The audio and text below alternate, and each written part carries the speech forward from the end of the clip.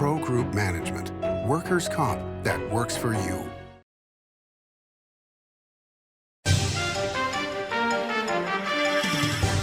Welcome to Nevada Newsmakers. On the broadcast today, there's a lot in common between Beverly Hills and the Las Vegas Strip with luxury hotels, luxury stores. To talk about it, Josh Gross joins us, publisher of Beverly Hills Weekly, here for the whole show on an all-new Nevada Newsmakers.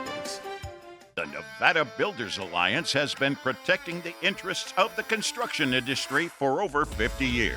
Our programs save members thousands of dollars every year and allow them to provide much-needed benefits to their employees. Our industry also allows Nevada to grow. If you're thinking about a career in the construction industry, reach out. And if you haven't thought of a career in construction, what are you waiting for? We are the Nevada Builders Alliance. The trucking industry is the most resilient link in the supply chain, moving 95% of our freight in the Silver State. And while essential, the road isn't always smooth. Supply chain disruptions, rising fuel costs, and unrealistic rules and laws that hamper our ability to serve our customers and country. Our prosperity in every sector of the economy, manufacturing, mining, medicine, and food from farm to table, is tied to trucks. There's nothing without trucking. A power line is more than a power line. It's maintaining the bottom line for small businesses. It's keeping the assembly line moving for our workforce. For our brightest minds, it's meeting a deadline. It's on the front line with our heroes. And on the sidelines of the biggest games. It's a direct line to our loved ones. And it's a lifeline for the most vulnerable. There's a lot on the line. Pro Group Management offers workers' comp services to a growing number of industries. As businesses grow and change with the times, the need for a solid workers' comp program must be flexible and up to date. The evolving nature of regulations can make staying ahead of complex tasks challenging. But Pro Group Management simplifies the work so your industry can move forward and succeed. Pro Group Management. Workers' comp that works for you. This is Nevada Newsmakers with host Sam Shad, a no-holds-barred political forum. Now, from the Nevada Newsmakers broadcast headquarters, here is Sam Shad. And back on Nevada Newsmakers, we're always pleased to welcome back to the program Josh Gross. He is the publisher of Beverly Hills Weekly. Pleasure to have you back on the program, sir. Great to see you, Sam. So for those that are wondering why Nevada Newsmakers has somebody from Beverly Hills on the program, I think that there's so much in common between the high-end market in Las Vegas and the high-end market in Southern California that we can perhaps learn from what's going on with you guys. So here in Nevada, we've seen gaming revenue drop a little over the last few months, but I think a lot of that is just the year-to-year comparisons when we had Formula One, the Super Bowl, so many things that were going off. But obviously, with what's happening on a presidential level, we've seen a drop in Canadian tourism, a drop in tourism from Mexico. Are you seeing similar things in Beverly Hills? Absolutely, and I know, Sam, you like to do a temperature check of how we're doing in Beverly Hills and how that translates to Nevada. We have seen a drop. The city projections are a $5 million drop in our transit occupancy tax, and that's quite significant because our transient occupancy tax funds, a number of city services. So it's a combination of drop in tourism, tariffs and all of that, and then, of course, this recent ICE activity that we've seen, which I know you're going to ask about, but it's the optics are not good right now. And what is the city of Beverly Hills doing to counter this? Are they doing marketing campaigns? They have an extensive marketing campaign. They do that year round, by the way. But that doesn't negate what's going on. And if you're a foreign tourist right now, it's not a very welcoming situation. I remember in Beverly Hills, you have 7 or 8 luxury hotels that, are the lion's share of the TOT. And I would describe them as friendly competitors in the sense that they do team up on marketing things and that sort of thing. But they all have their own price points, right? And to stay at a luxury hotel, as you know, you need to have a pretty good budget. So I think the hotels are concerned. I think they're going to probably step up their marketing, but there's only so much you can do when this sort of thing is going on. Are you seeing, and over the last couple of years, things in Beverly Hills like resort fees, high parking fees, charges for Wi-Fi, things that used to be included years ago, not necessarily the parking, but things that used to be included. We're seeing in downtown Las Vegas, for example, that they're putting together packages at the plaza, for example, $125, everything included. That's a big change from what we were seeing before. Is any of that going on in Beverly Hills?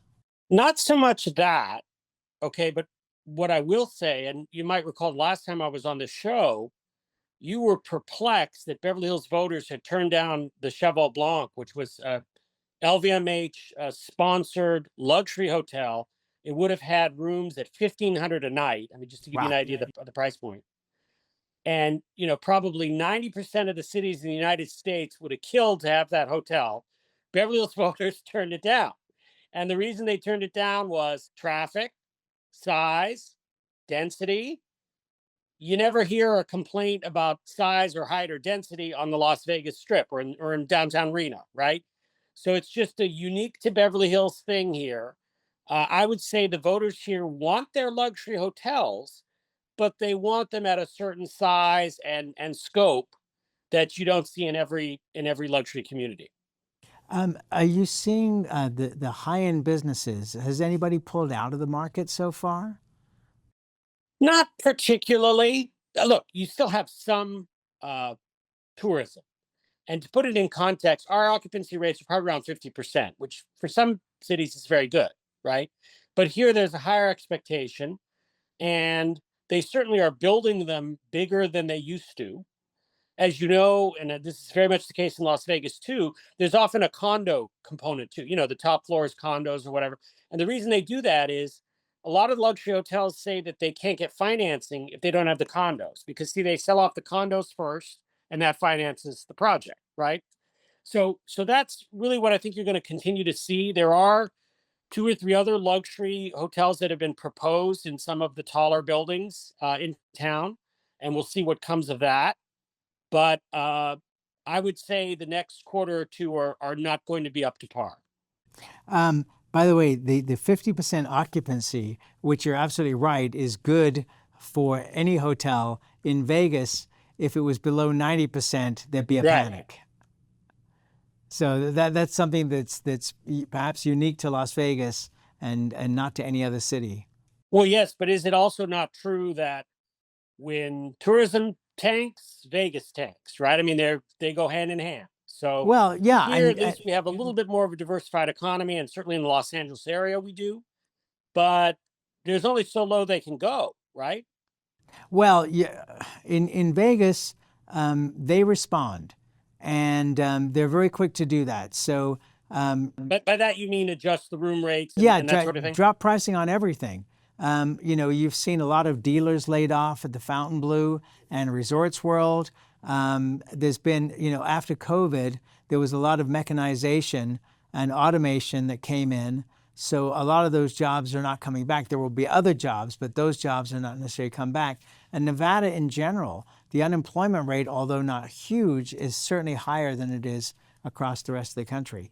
But fascinating stuff. I have a lot more to talk to you about. Let's take a break and we'll come back more with Josh Gross. He is the publisher of Beverly Hills Weekly after this timeout. Like a traditional handmade basket, retail is woven into the fabric of life in Nevada. From big box to mom and pop, retail supports our communities in countless ways. Jobs for the disabled, team uniforms for kids, help for the elderly, and so much more. Retail employs over 1 in 10 workers. Retail supports Nevada, and we support retail. RANNV.org. Save money and take transit. Did you know you can ride the bus all day for less than what it would cost you for a gallon of gas? Plan your trip now by going to rtcwashoe.com. All hail the $200,000 Cash is King giveaways at Carson Valley Inn. Weekly prize drawings including thousands in cash and free play. And 2 big grand prize giveaway events, each with a $15,000 cash winner guaranteed. Only at the Carson Valley Inn. As you know, Reno is booming. Toll's development company is helping it grow with insightful design and development, building community with every project, adding beauty, adding excitement, emphasizing our shared humanity. Reno is becoming bigger. Toll's development is helping it become better, more livable, more enjoyable. To learn more, go to tollsdevelopment.com. tollsdevelopment.com. Meet Nevada Health Link, Nevada's official health insurance marketplace. Your link to savings, selection, free assistance, and name brand health insurance, where 90% of enrollees lower the cost of their monthly premium. Everyone deserves access to quality health coverage, no matter your income or family size. Visit NevadaHealthLink.com. A few minutes could save you hundreds of dollars per month. Nevada Health Link. Our plans are made for your plans. This is Nevada Newsmakers. And back on Nevada Newsmakers, we continue our conversation with Josh Gross. He's the publisher of Beverly Hills Weekly. We're taping this on the morning of Monday, June 9th. And so the last 3 days, as you alluded to earlier, there have been demonstrations in Southern California. And we've seen the National Guard called up. And the Secretary of Defense is talking about potentially Marines coming in. What are your thoughts on this, and what are you seeing on your local news there that can help illuminate this for us? Well, first of all, the optics are terrible. We were talking about tourism. It does not make you want to visit Los Angeles when you see these kinds of things on the broadcast media. That's first. Second, as was the case with the wildfires earlier this year, I'm getting calls from friends and relatives all over the country asking if it's anywhere near me. The answer is it's not. It was largely in downtown Los Angeles and in a suburb called Paramount. But, just as the wildfires were not near me, this is not particularly near me. But it has a ripple effect on the local economy. I strongly believe that. It strikes me, and maybe you're not quite old enough to remember this, I don't know, you may be. But 1968, when the Democratic Convention was in Chicago and we saw all the riots and everything carrying on there, this strikes me that we're back in the late 60s, early 70s from a historic point of view. Does that strike you the same way? Somewhat. That is before my time, Sam. But what is not is the April, May 1992 riots. I was an undergraduate at that time, the LA riots. I happened to be coming back into town the weekend of the riots. So I remember that very well. Some of the optics are the same. The difference there, of course, is the whole city was on fire in 1992. This is, limited to a certain part of town. But it does seem like anytime there's some sort of incident in Los Angeles, it becomes major national news that everybody talks about. And it sometimes becomes a discussion point for larger subjects. And with regard to this one, whether one is, supportive of illegal immigration, opposed to legal immigration, I don't see how this helps the local economy to do this. It's not welcoming to visitors, and it certainly does not put forth our best position on Los Angeles, at least in my opinion. So, well, the police chief made a really good point where he said that it wasn't so much the demonstrators, but people who do this kind of thing all the time. And that brings to mind the word anarchists. Yeah. And they utilize situations like this to foment trouble because that's what they do. That's right. And that's true. And listen, you also obviously, your viewers are very savvy on national and local politics. I don't need to remind people that there's a disconnect between the politics of Los Angeles and Southern California and the politics of the Trump administration, right? I mean, I think Trump got something like 26% of the vote in the city of Los Angeles. So not Trump country, obviously. Okay. But that having been said, this sort of transcends that issue because it becomes a bigger issue about, should ICE be doing these kinds of raids? Should ICE be raiding the local Home Depot?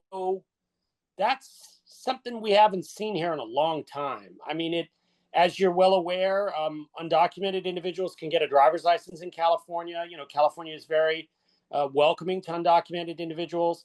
So this is not something we're used to, and we're certainly not used to the federal government coming in and, exerting their will on the local police and the local government. So that's very unusual. I think that one of the things that, people have to reconcile with, and I think most people do, is that, they're all right with the idea of going after criminals and getting them out of the country. It's when it starts affecting their nanny or their fast food restaurant or their gardener. Listen, Sam, when I was growing up in Beverly Hills in the 1980s, every family had what they at that time called an illegal working for them. Okay. And that was very common at that time. I would imagine it's still quite common today, although not everybody admits it, obviously. What's changed since the 1980s, as you know, is first of all, the rights of the undocumented are very different now, and that they're recognized. They are recognized as a group of people that should be treated with respect. And how we deal with individuals once they're already here is very different than the issue of border security. I understand. I've watched a number of conservatives on your show talk about that we need more border security. I think many voters agree with that. But the question is, what do you do with law-abiding individuals that are already here? That's a different situation. That's not, your gangbanger. That's not your MS-13 member. What do you do with these people? And that's something that's obviously going to require a larger national debate. Well, and the blame lies at the feet of Congress because they have done absolutely nothing, essentially since 1986 when Reagan passed the Amity rules. That's a long time ago, and you don't hear anybody standing up in the Congress saying we need to get this done. And that's certainly if Trump has done anything, he has proven that you can control the border. Whether you like it or not, he has proven that you can control the border and did it in just a few months. But now, how do you deal, as you say, with the people that are here and the people you want to come? You need reform. Otherwise, this is not going to stop. Yeah, let me also address, I mentioned earlier the bill we have here, which at the time was extremely controversial. It's about 10 years old now, where undocumented individuals could get a driver's license. And it's since been adopted by 14 or 15 states. Including Nevada. Right. Well, here's the thing. It's a good law, in my opinion. And the reason is this. You know who this individual is. You have their fingerprints. They have identification. You're not opening up the gates and saying, okay, everybody can move here. No, that's not what you're saying. You're saying this individual is here. We know who they are. And we want them driving pursuant to California or Nevada driving laws, right? That to me makes more sense than having that person have to hide in the shadows. That is so passé, in my opinion. But as you know, not all of the country feels the same. So that's kind of the issue that we're dealing with here. Well, the other thing, too, is from an insurance perspective, if you have a driver's license, you can get insurance. If you don't have a driver's license, then you can't get insurance. We're going to have to take a quick break here, and we will be right back. Welcome to Story County, where history meets innovation, and a pioneering spirit continues to shape our future. At the heart of the Tahoe Reno Industrial Center, we power the future with global leaders in technology and manufacturing, driving progress that reaches far beyond our county lines. From advanced manufacturing to tech innovation, our industries are creating thousands of quality careers, fueling a vibrant economy that benefits every Nevadan. But it's more than just growth. Our community is our foundation, supporting families, empowering local initiatives, and creating a place where everyone belongs. Be part of a legacy built on bold ideas and boundless possibilities. Join us in building a brighter future right here in Story County. Story County, helping build Nevada's future.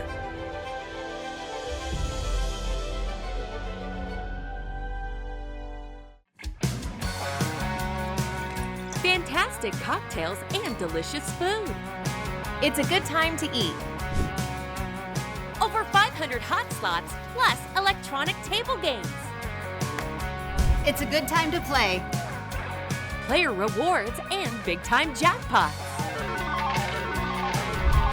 It's a good time to win.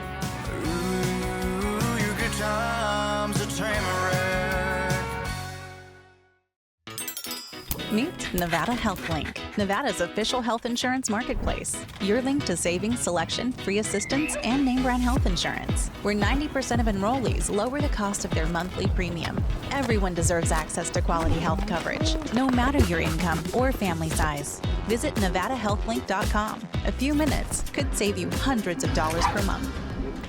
Nevada Health Link. Our plans are made for your plans. It's a good time to eat. It's a good time to play. It's a good time to win.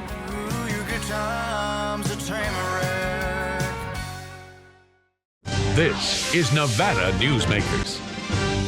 And back on Nevada Newsmakers, we continue our conversation with Josh Gross. He is the publisher of Beverly Hills Weekly. As you're probably aware, there were two different bills of the Nevada legislature to move movie studios from Southern California over to Las Vegas, and even potentially one in Reno as well. Did you hear any blowback from Southern California and the unions about the idea that their jobs might be moving to Nevada? Well, first of all, I think it will happen. Second of all, no, they don't act concerned. But, as we were discussing before we went on air, Sam, what Californian is not looking to move to Nevada, right? So it does not surprise me at all if one or more of the studios relocates or relocates a significant number of employees. And I think that's inevitable in the next 3 to 5 years. Well, this was the second time around that the bill had come up in the legislature. A lot more movie stars showed up last time than this time. And I think they may have missed an opportunity by not combining the two bills. Right. But yeah. Well, remember, in terms of the studios, it's not just Nevada. I mean, Vancouver has a lot of filming and has poached a lot of work. Atlanta has a lot of filming and has poached a lot of work. So both of those cities have been very aggressive about recruiting studios, recruiting production companies to come up to those various places. And I think the idea of, LA as the heart of the film industry, that's waning somewhat. Let's face it, streaming services are kind of where it's at now. The studios don't have the cachet they once did. There's still major employers, don't get me wrong, but this is not Louis B. Mayer's Hollywood anymore. Let's turn to politics for a couple of minutes here. Karen Bass, when she came on board as mayor, she said she was going to reduce homelessness dramatically. Right. Have you seen evidence of that? No, not at all. And let me tell you something. The shine on Karen Bass has faded somewhat because of her, seen by some, lackadaisical response to the LA fires. I mean, she was in Ghana at the time that happened. Obviously, that was an unfortunate scheduling mistake on behalf of her handlers, but the optics were terrible.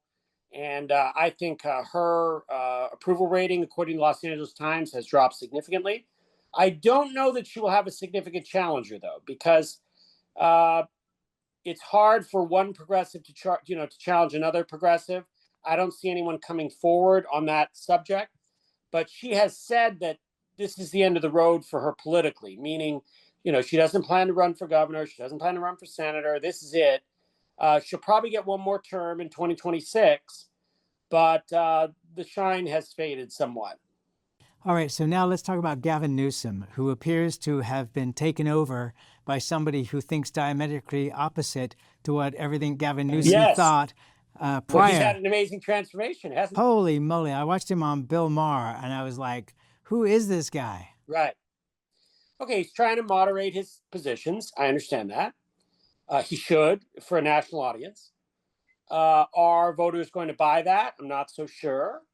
Would national voters go with another San Franciscan on the national ticket? Find that hard to believe. I don't think so. I think national Democrats will turn to the Rust Belt for a candidate, or at least they should if they want to win.